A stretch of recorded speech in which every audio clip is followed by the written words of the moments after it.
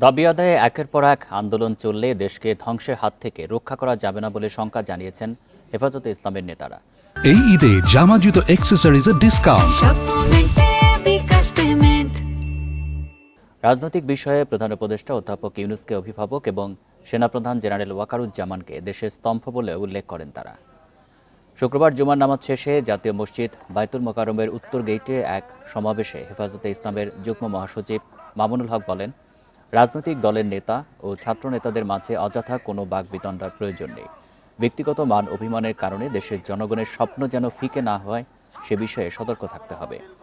সমাবেশে নারী বিষয়ক সংস্কার কমিশন বাতিল, শাপলা ও জুলাই সহ সকল হত্যাকাণ্ডের বিচার, হেফাজত নেতাকর্মীদের বিরুদ্ধে দায়ের করা মামলা প্রত্যাহার এবং ফিলিস্তিন ও ভারতে মুসলিমদের ওপর গণহত্যা বন্ধের দাবি করেন হেফাজত নেতারা।